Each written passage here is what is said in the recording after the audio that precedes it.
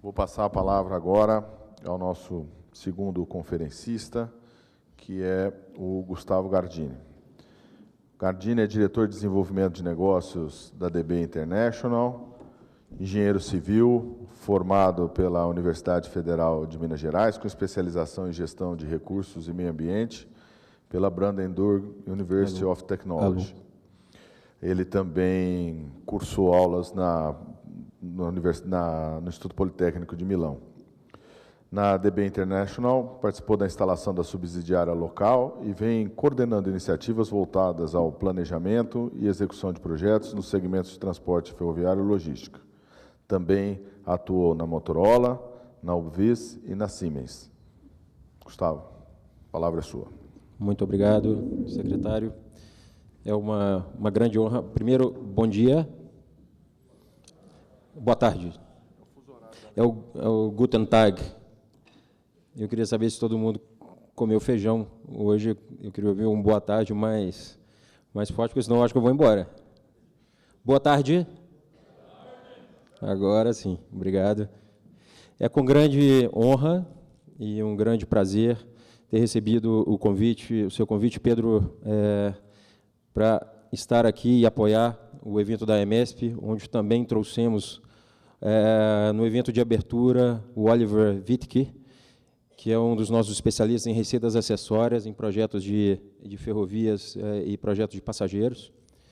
E por que decidimos apoiar, e por que a DB da Alemanha decidiu apoiar esse evento? Estão sentados aqui na mesa e na mesa anterior também com a Fiesp. Nós vimos a Fiesp com o Valentim como a posição de querer reduzir os custos logísticos e ter eficiência. Temos o secretário Laurence Casagrande defendendo não só para que a gente tenha mais, não só que a gente tenha só ferrovias em São Paulo, mas que a gente possa transcender, fazendo um trabalho também conjunto com o governo federal.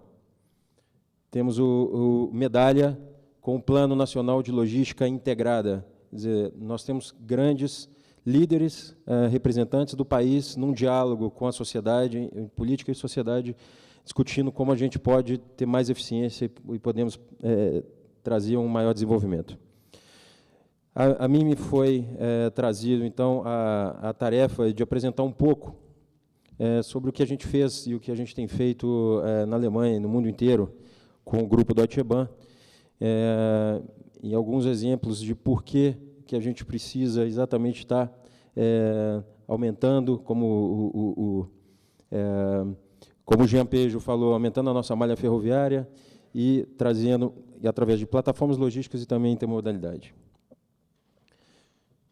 O grupo Deutsche Bahn é um dos líderes mundiais em transporte e mobilidade de passageiros e de cargas. Eu não estou falando aqui em ferrovia, eu não estou falando em rodovia, eu não estou falando em aquaviário. Hoje o grupo Deutsche Bahn, nós somos uma empresa que opera de forma intermodal, passageiros que se movem de A para B, cargas que se movem de A para B, tentando trazer a maior eficiência. Isso que nos trouxe hoje a ser uma das 2, 3 maiores empresas operadoras do mundo. A empresa tem um faturamento de 40 bilhões de euros, 305 mil funcionários em mais de 130 países, 30 mil viagens de trem que operamos na Alemanha por dia, de carga e de passageiro. Nós somos o segundo maior operador logístico do mundo. Transportamos mais de 430 milhões de toneladas de carga por ano e mais de 12 mil milhões de passageiros por dia.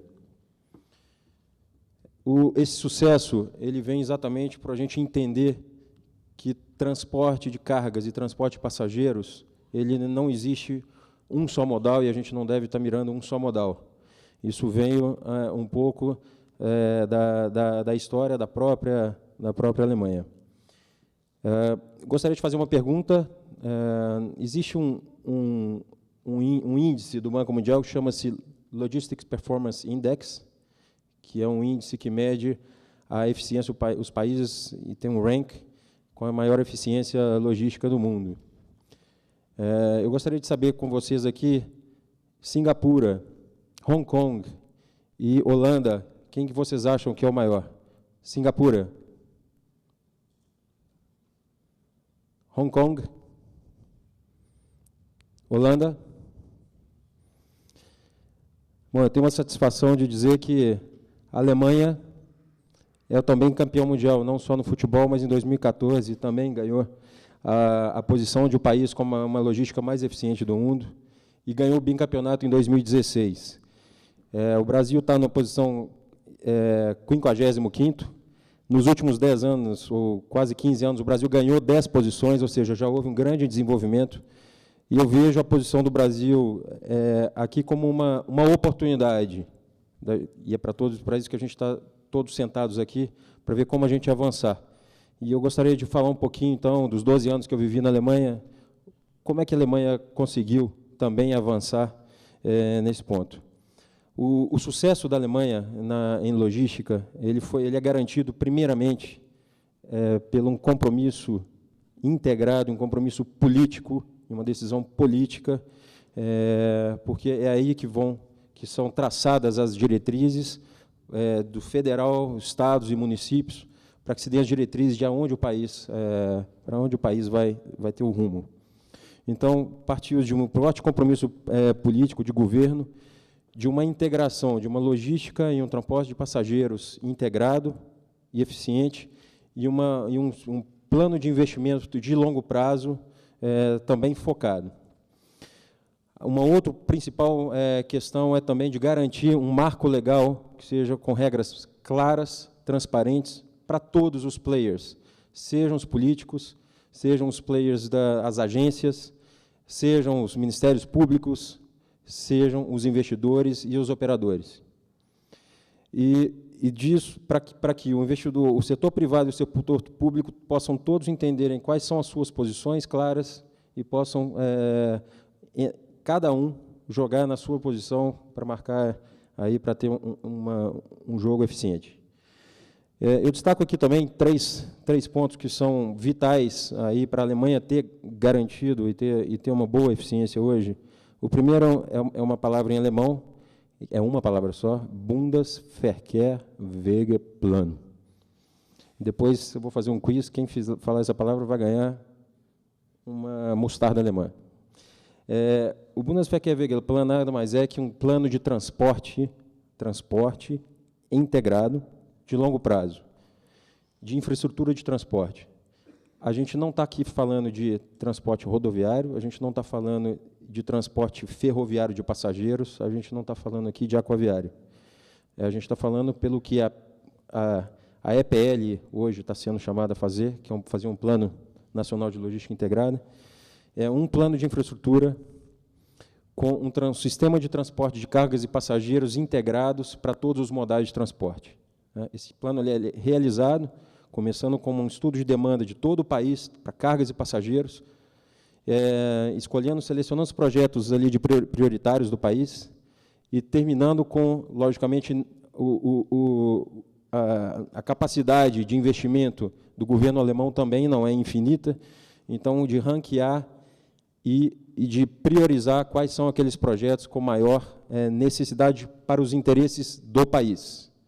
Não é para o interesse, não há briga ali de um prefeito que quer fazer um BRT e um governador que quer fazer um VLT. O plano é para o país e para isso que ele para realizado. Tendo o plano sendo realizado, a Alemanha, aí eu falo o caso das ferrovias, os projetos são realizados, então, a nível de executivo, com o licenciamento ambiental realizado e as desapropriações também. Cabe às construtoras, então, executar com o menor preço aquele projeto. O projeto pronto, a gente parte para a competição, então, intermodal. Então, na Alemanha, vamos dizer, o governo atrai para que haja uma competição intramodal em todos os modais, não existe um modal que é melhor que o outro. As pessoas, elas saem de sua casa, pegam um VLT, entram no sistema de metrô, depois chegam na outra ponta, pegam um ônibus, ou podem pegar um ferry boat, e depois chegam andando para chegar ao seu destino. O mesmo ocorre com as cargas. Então, a eficiência é como sair de A para B, carga ou passageiro, de uma forma mais eficiente, menos custosa, onerosa, com mais segurança, para você conseguir esse objetivo. Então, o pensamento tem que ser sempre integrado. E a competição, ela é sempre bem-vinda para que isso seja feito para que todos ganhem com isso. E uma competição também intramodal. Só no setor ferroviário nós temos mais de 400 operadoras de ferroviária de carga e de passageiros. Com isso, todos os esforços do público, setor público e do setor privado, eles são convergidos em maximizar e ganham todos. Agora eu gostaria de falar um pouco de alguns fatores de sucesso. 5 minutos já, estou quase acabando. Um pouco dos fatores de sucesso do transporte intermodal ou multimodal. O Porto de Hamburgo é o maior porto da Alemanha. E aqui eu gostaria de mostrar, principalmente nesse gráfico, ele transporta por ano 138 milhões de toneladas e 8,8 milhões de TEUs. Aqui no gráfico, vocês veem aqui é o transporte containerizado, em azul escuro, em azul claro é o transporte de carga geral convencional. Em cima de algumas commodities. Isso mostra a força, e um dos pontos que me foi colocado é de falar sobre a containerização. Hoje, tudo o que na Alemanha, tudo que você pode colocar num container, os alemães e a indústria alemã e os portos e os operadores logísticos vão colocar. Por quê? Todos os equipamentos hoje, todos os portos, as rodovias, as ferrovias, os caminhões, os trens, os vagões estão sendo programados, planejados, desenhados para transportar containers de 20, de 40 pés e demais. Exatamente para você conseguir padronizar, para você conseguir ganhar eficiência. Então, a containerização não é uma realidade, não é um sonho, é uma realidade. O Brasil precisa correr atrás para se adaptar a isso, para a gente ganhar eficiência. Aqui, nesse gráfico, eu mostro um pouco como aqui são alguns corredores ferroviários europeus, em que são 3 desses corredores, atravessam o Porto de Hamburgo. Que está aqui, são 2 corredores que eles saem da Escandinávia e vão até o sul da Itália, sentido norte-sul, e leste-oeste eles saem aí do oeste da Alemanha, da França, e vai para a Rússia. Nós temos no Porto de Hamburgo 1.200 trens por semana fazendo a operação rodoferroviária. Porto Ferrovia. Aqui, então, eu gostaria de mostrar que, logicamente, a ferrovia, principalmente para um país como o Brasil, onde o Brasil é 26 vezes maior do que a Alemanha. Na Alemanha, nós temos 33 mil quilômetros de trilhos, praticamente todos duplicados, ou seja, quase 66 mil quilômetros de trilhos, 46% deles eletrificados. Só que o Brasil é 26 vezes maior do que a Alemanha. Nós temos aqui 29 mil quilômetros de trilhos, usamos 12. A gente teria que ter 500 mil quilômetros de trilhos, mais ou menos, para ter a mesma densidade só na ferrovia do que da Alemanha. E a gente não pode estar aqui discutindo se a renovação de 12 mil quilômetros, de 29 mil quilômetros, se isso deve ocorrer ou não. Nós temos que renovar as que a gente já tem, para ter esses investimentos garantidos. Nós temos que construir as 3 que estão propostas no PIO, o Ferrogrão, a Norte-Sul, a FIOL, a Ferrovia Paraense, e temos que expandir muito ainda o nosso sistema, com as short lines e com outros projetos. Aqui, esse gráfico mostra exatamente como a visão integrada. Num país de extensões como o Brasil, logicamente, a ferrovia, com mais de 400 quilômetros, a ferrovia ela tem um fator preponderante e estruturante. Então, você sai de um porto com um navio aqui, ou de uma hinterlândia, num centro de distribuição com um caminhão, vai até a plataforma logística, que são esses nós multimodais. Depois você vai de trem, uma outra plataforma, ou você chega, e daí você vai de caminhão ou de navio, ou você chega diretamente num porto, no seu destino final. E aqui eu começo a dizer como é importante as plataformas logísticas, como os nós, para que a gente tenha eficiência e o just-in-time. São esses nós, as plataformas logísticas, é onde você consegue receber as cargas de um modal, um rodoviário, por exemplo, que leva no porta a porta, que sai das suas fazendas de soja ou da mina, receber isso, ou seus containers, receber isso na plataforma logística e ter um espaço bastante rápido ali para colocar isso num trem ou um outro modal e seguir para o seu destino final.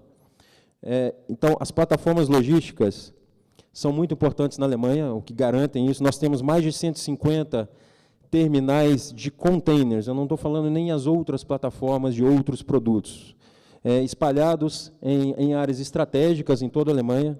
Nós, da Deutsche Bahn, nós operamos mais de 20 delas, por isso, isso garante realmente que você tenha uma eficiência de transporte. As plataformas logísticas, quer dizer, na Alemanha, me foi também pedido pelo Pedro Machado para falar um pouco como é que você consegue aumentar as receitas acessórias nos transportes ferroviários.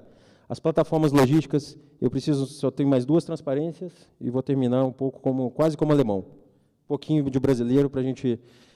as plataformas logísticas, elas têm não só a função de ser uma plataforma de transbordo, rodo ferroviário ou aquaviário. Existe o transbordo, é só um dos pontos para que a gente tenha o fim, que é transportar carga e fazer o transbordo. Só que, em torno disso, você pode ainda ter áreas de armazenagem. Com as áreas de armazenagem e com o transshipment, a gente tem, então, indústrias que querem ficar próximas a esse tipo de plataforma, e também temos escritórios e até residências que são formadas a partir disso. Então, acaba que o transshipment, que é a plataforma logística em si, que é o início e a razão de ser, ela é depois tomada por um grande desenvolvimento de real estate e que, às vezes, vai trazer um grande investimento e viabilizar várias ferrovias e vários projetos de transporte. Esse é o meu penúltimo slide. E aqui a gente vê, então, quais são os benefícios aqui das plataformas logísticas, que eu vou trazer como um caso de estudo, que é Bremen. O governo de Bremen, ele disse, bom, o maior porto da Alemanha é o de Hamburgo, como faremos aí para competir? Com isso, ele tomou uma decisão, ao invés de se fazerem plataformas logísticas em todo o Estado, ele disse, vamos todos concentrarem, que necessitam de um serviço logístico, vamos todos concentrarem em um ponto.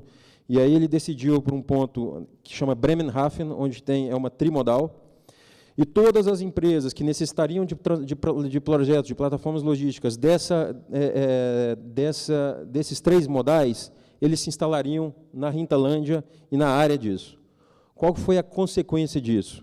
Hoje tem-se mais de 150 empresas instaladas, todas elas pagam um condomínio logístico, em que daí foi possível um investimento muito maior em ter pórticos, em ter equipamentos logísticos de mais capacidade, que possam fazer todo o processo logístico com maior rapidez, porque cada um fazendo o seu, você vai colocar um reach stacker. Se todos ali estão num hub, todos vão ter juntos a capacidade de fazer um investimento maior para obter um grande hub como esse. Então, esse é um projeto, a segunda maior Hinterlândia, plataforma logística da Europa, maior da Alemanha. Terminando, o Ferroanel de Berlim, até porque foi falado e tem sido falado, nós estamos no governo de São Paulo, o Ferroanel de Berlim ele existe há muitos anos. Aqui nós temos, em azul, nós temos o Rodoanel, com todas as estradas que chegam a Berlim, e nós temos em preto aqui, pontilhado, o Ferroanel. Temos 3 plataformas logísticas, temos mais uma aqui também, mas essas são as 3 principais.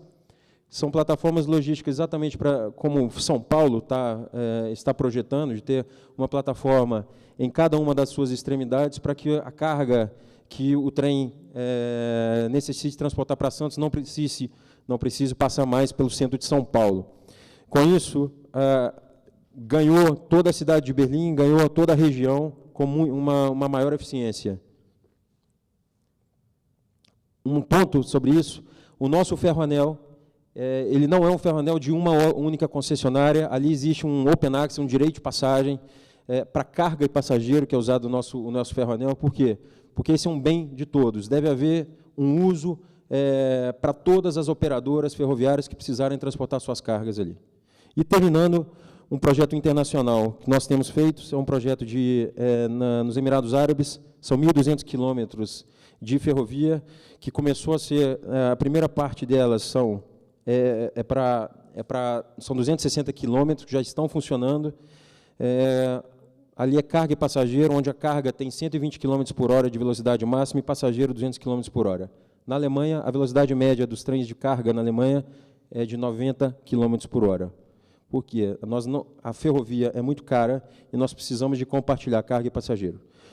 Muito obrigado, agradeço pela oportunidade, um abraço a todos.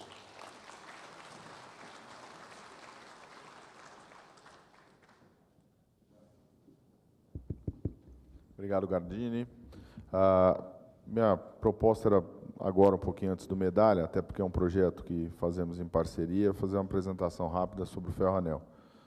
Mas, tendo em vista o adiantado da hora, eu vou passar a palavra ao Medalha, pedindo a ele as considerações aí a respeito das ponderações levantadas pelo Jampejo e pelo Gardini. Queria fazer uma sugestão ao Medalha, que discutisse um pouco, que entrasse nas suas considerações também, da visão do governo federal acerca desses temas apontados aqui nas duas palestras que precederam. Então, se o Medalha pudesse falar um pouquinho sobre a questão de como o governo federal vê o direito de passagem e a garantia de capacidade para que operadores independentes possam usar as ferrovias, aproveitando um pouquinho dessa experiência, e essa vinculação que o Gardini levantou, que eu acho muito interessante, porque essa tem que ser uma preocupação importante para quem busca redução de custo